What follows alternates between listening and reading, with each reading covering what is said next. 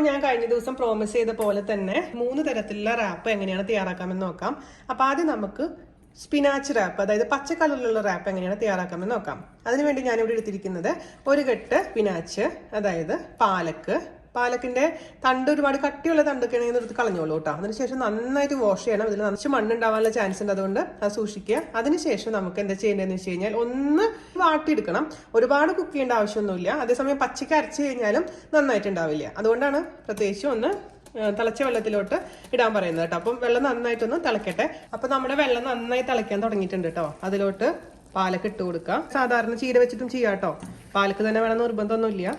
ഒരുപാട് നേരം വേണ്ട, 1 മിനിറ്റോളം ഒന്ന് വാടിക്കഴിഞ്ഞാൽ നമുക്ക് ഇതിൽ നിന്ന് മാറ്റി ഐസ് വാട്ടറിലോട്ട് ഇട്ട് വെക്കണം. അല്ലെങ്കിൽ എന്ത് പറ്റുമെന്ന് വെച്ച് കഴിഞ്ഞാൽ ഈ ചീരയുടെ കളർ അങ്ങ് മാറിപ്പോവും, പച്ചക്കളർ മാറി വേറൊരു കളറായിട്ട് മാറും. അപ്പോൾ ഐസ് വാട്ടറിൽ ഇട്ട് കഴിഞ്ഞാൽ പിന്നെ പെട്ടെന്ന് തന്നെ കുക്കിംഗ് നിൽക്കും. അപ്പോൾ 1 മിനിറ്റിനോട് അടുപ്പിച്ച് ആയിട്ടുണ്ട്. നമുക്ക് തീ ഓഫ് ചെയ്യാം. എന്നിട്ട് എടുത്തിട്ട് നമുക്ക് ഐസ് വാട്ടറിലോട്ട് ഇട്ട് വയ്ക്കാം.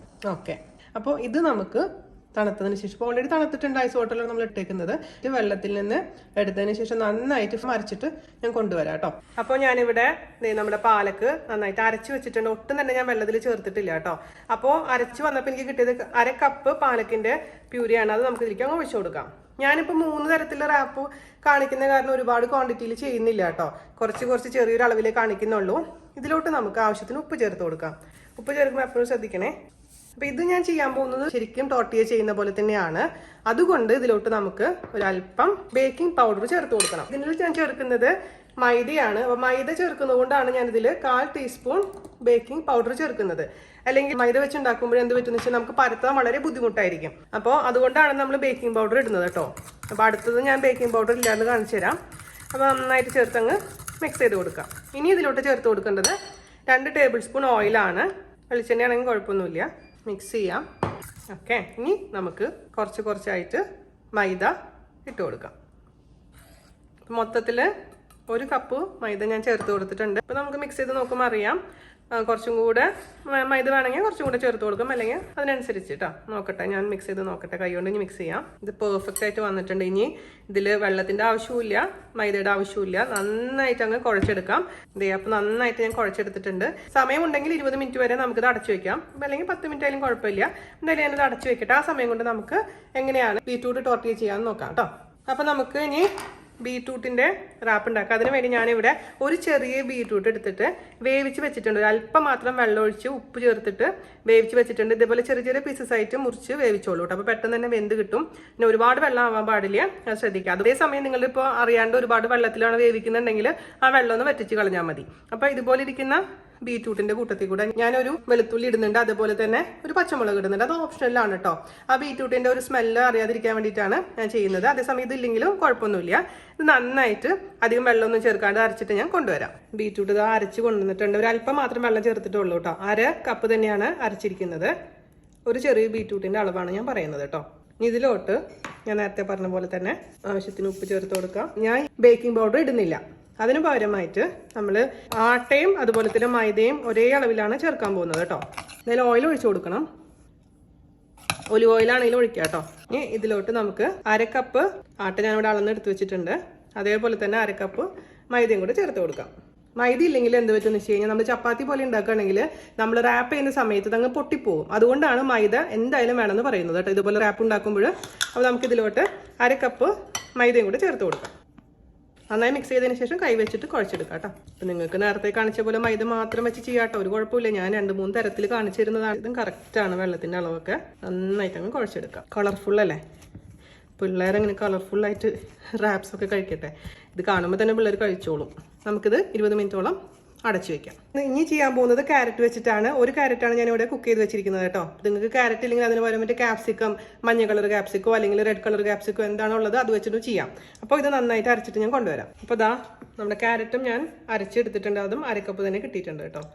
അപ്പോൾ 1/2 കപ്പ് കിട്ടിയില്ലെങ്കിൽ ഒരു ഇച്ചിരി വെള്ളം ഒഴിച്ചോളൂ, കുഴപ്പമൊന്നുമില്ല. പിന്നെ അധികം കളറില്ലെങ്കിൽ ഒരു അല്പം മഞ്ഞപ്പൊടി വേണമെങ്കിൽ ചേർത്ത് കൊടുക്കാവുന്നതേ ഉള്ളൂ. അപ്പം നിങ്ങൾക്കിപ്പോൾ ഇത് ചപ്പാത്തി മാത്രം, അതായത് റാപ്പ് ആക്കണ്ട, ഒന്നും വെച്ചിട്ടും റാപ്പ് ചെയ്യേണ്ട ആവശ്യമൊന്നുമില്ല. വെറുതെ ഇത് ചപ്പാത്തി പോലെ കൊടുക്കണമെന്നുണ്ടെങ്കിൽ ഇതിൽ വെറുതെ ആട്ട ചേർത്താൽ മതി, അതായത് ഗോതമ്പ് പൊടി മാത്രം ചേർത്താൽ മതി കേട്ടോ. അല്ല മൈദ ചേർക്കേണ്ട ഒരു ആവശ്യമില്ല. ഞാനിപ്പോൾ റാപ്പായിട്ട് ചെയ്യുന്നതുകൊണ്ടാണ് ഈ മൈദയും കൂടി ചേർക്കുന്നത്. ഓക്കെ, ഇതിലോട്ട് ആസ് യൂഷ്വൽ ഉപ്പ് ഞാനിപ്പോൾ ഇവിടെ ഓയിലിന് പകരമായിട്ട് കുറച്ച് ഗീ ആണ് എടുക്കുന്നത്, നെയ്യാണ് ഉപയോഗിക്കുന്നത്. നല്ലൊരു ടേസ്റ്റ് ആയിരിക്കും നെയ്യ് ചേർത്ത് കഴിഞ്ഞാൽ. നന്നായിട്ട് അങ്ങ് മിക്സ് ചെയ്യാം. ഇനി നമുക്കിതിലേക്ക് പകുതി ആട്ടയും പകുതി മൈദയും ചേർത്ത് കൊടുക്കാം. അപ്പോൾ ഇതും നന്നായിട്ട് കുഴച്ചെടുത്തിട്ടുണ്ട്. ഇതും 20 മിനിറ്റ് നമുക്ക് അടച്ചു വെക്കാം കേട്ടോ. അപ്പോൾ 20 മിനിറ്റ് കഴിഞ്ഞിട്ടുണ്ട് കേട്ടോ.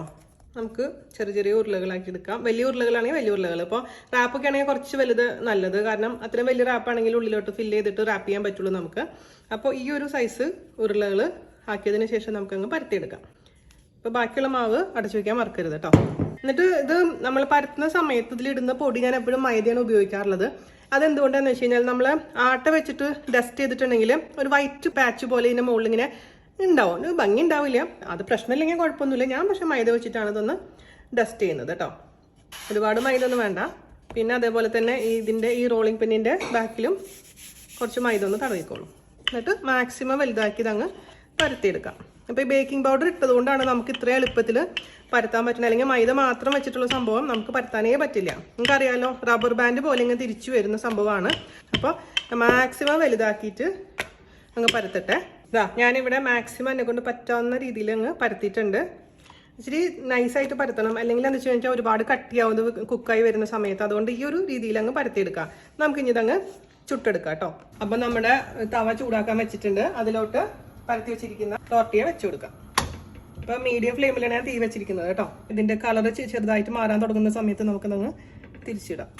രണ്ട് പുറവും നന്നായിട്ട് കുക്ക് ചെയ്തെടുക്കാം. ഇതിപ്പോൾ പാലക്കും ഇതൊക്കെ ചേർത്തിട്ടുള്ള കാരണം സാധാരണ ചപ്പാത്തിയൊക്കെ ഉണ്ടാക്കുന്ന കുക്ക് ചെയ്യുന്നേക്കാളും ഒരു അല്പസമയം കൂടുതൽ വേണ്ടി വരും കേട്ടോ, നന്നായി ഉള്ളിലൊക്കെ കുക്കാവാൻ. അതെപ്പോഴും ശ്രദ്ധിക്കണേ. പിന്നെ ഈ സമയത്ത് നിങ്ങൾക്കൊരു റോ ടേസ്റ്റ് പോലെയൊക്കെ തോന്നും ഈ സ്പിനാച്ചിൻ്റെയൊക്കെ. പക്ഷെ അത് തണുത്ത് കഴിയുമ്പോൾ ഒരു കുഴപ്പമുണ്ടാവില്ല. അപ്പോൾ ഞാൻ മറ്റേൽ കാണിച്ച പോലെ തന്നെ ഇതിലും ഗാർലിക്കും ചില്ലിയും വേണമെങ്കിൽ നിങ്ങൾക്ക് ഇടാം അരയ്ക്കുന്ന സമയത്ത്.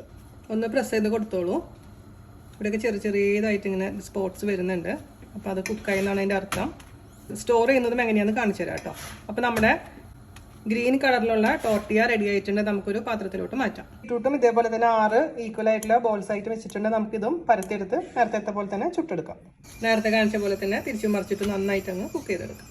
പിന്നെ ചിലവർ പച്ചയ്ക്ക് ബീട്രൂട്ട് വേവിക്കാണ്ട് അരച്ച് ചേർക്കുക. അങ്ങനെ ചെയ്യരുത് കേട്ടോ. അങ്ങനെ ചെയ്യുമ്പോൾ ഒരു പൊട്ട ടേസ്റ്റാണ്. ആ ബീട്രൂട്ടിൻ്റെ പച്ചമണം മുന്നോട്ട് നിൽക്കും. അതുകൊണ്ടാണ് ഏത് വെജിറ്റബിൾ ആണെങ്കിലും വേവിച്ചതിന് ശേഷം കുക്ക് ചെയ്തതിന് ശേഷം മാത്രം അരച്ച് ചേർക്കാൻ പാടുള്ളൂ ഈ മാവിലോട്ട്, അല്ലെങ്കിൽ ടേസ്റ്റ് ഉണ്ടാവില്ല. അപ്പോൾ നമ്മുടെ ക്യാരറ്റ് ടോർട്ടിയും റെഡി ആയിട്ടുണ്ട്. അതും നേരത്തെ പോലെ തന്നെ അങ്ങ് ചുട്ടെടുക്കാം. ഇവിടെ എൻ്റെ മോൻ്റെ ഞാൻ ടോർട്ടിയ ഉണ്ടായിക്കൊണ്ടിരിക്കുമ്പോൾ വന്നു കഴിക്കാൻ വേണ്ടിയിട്ട്. ഇതെന്താണെന്നറിയാമോ? 1 പോട്ട് ചില്ലി ചിക്കൻ ആണ് കേട്ടോ. സൂപ്പർ ഈസി എന്ന് പറഞ്ഞാൽ സൂപ്പർ ഈസി, അതേസമയം അത്രയും ടേസ്റ്റിയാണ്. അപ്പോൾ അവൻ അത് ഉണ്ടാക്കി കഴിക്കാൻ പോവുകയാണ്. അപ്പോൾ ദേ നമ്മുടെ ടോർട്ടിയാസൊക്കെ ഞാൻ ഫോട്ടോ എടുക്കാൻ വേണ്ടി ഞാൻ നിരത്തി വെച്ചിരിക്കുകയായിരുന്നു. ഇനി നമുക്കിത് എങ്ങനെ സൂക്ഷിച്ച് വെക്കാന്ന് പറഞ്ഞു തരണ്ടേ നിങ്ങൾക്ക്? അതിനുവേണ്ടി ഞാൻ എന്താ ചെയ്യാന്ന് പറഞ്ഞാൽ ഒരു സിപ്ലോ കവർ എടുക്കുക. അതിലോട്ട് നമുക്ക് തണുത്തതിന് ശേഷം, ചൂടോട് കൂടി ഒരിക്കലും വെക്കാൻ പാടില്ല. അപ്പോൾ നിങ്ങളുടെ ഒരു സിപ്ലോ കവർ ഇല്ലാന്നുണ്ടെങ്കിൽ അലുമിനിയം ഫോയിലോ അല്ലെങ്കിൽ എന്തെങ്കിലും ഇത് നന്നായിട്ട് അടച്ചുറച്ച് നന്നായിട്ട് വെക്കാന്ന് നമ്മൾ ഉദ്ദേശിക്കുന്നുള്ളൂ. ഞാനിങ്ങനെയാണ് വെക്കാറുള്ളത്.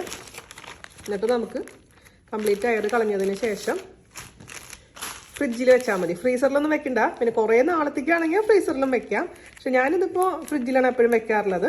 അതിനുശേഷം നമുക്കിത് ആവശ്യമുള്ള സമയത്ത് പുറത്തെടുക്കാം. അപ്പോൾ ഇച്ചിരി ഒന്ന് ഒരു കട്ടി പോലെ തോന്നും. അപ്പം എന്താ ചെയ്യേണ്ടതെന്ന് വെച്ചാൽ ജസ്റ്റ് കൈയൊന്ന് നനച്ചിട്ട് അതിൻ്റെ മുകളിൽ ജസ്റ്റ് ഒന്ന് നനച്ച് കൊടുക്കും. ഒരുപാട് വെള്ളം ഒഴിക്കാനല്ല പറയണത്. ജസ്റ്റ് 2 സൈഡും നനച്ച് കൊടുത്തതിന് ശേഷം അവനിലൊരു 10 സെക്കൻഡ് വെക്കുക. അവനില്ലാത്തവരാണെങ്കിൽ നമ്മുടെ തവ ഒന്ന് ചൂടാക്കിയിട്ട് ജസ്റ്റ് ഒന്ന് തിരിച്ചു മറിച്ചിട്ടാൽ മതി. അപ്പോൾ നല്ല സോഫ്റ്റ് ആയിക്കോളും. അതിനുശേഷം നമുക്ക് റാപ്പ് ചെയ്തെടുക്കാം. അപ്പോൾ ഇത്രേ ഉള്ളൂ പരിപാടി കേട്ടോ. അപ്പോൾ നിങ്ങൾക്ക് ഇഷ്ടപ്പെട്ടെന്ന് വിശ്വസിക്കുന്നു. ഇഷ്ടമായിട്ടാണെങ്കിൽ മാക്സിമം ഷെയർ ചെയ്യണം, നമ്മളിന്ന് സപ്പോർട്ട് ചെയ്യണം. അപ്പോൾ അടുത്ത അടിപൊളിയായിട്ടുള്ള റെസിപ്പി ആയിട്ട് വരുന്നവരെ നന്ദി, നമസ്കാരം. Thank you.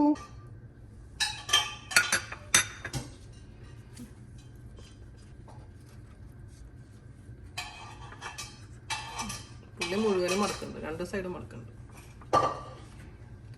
ഗ്രില്ല് ചെയ്യാണ്ട് കഴിക്കുക. അടിപൊളി.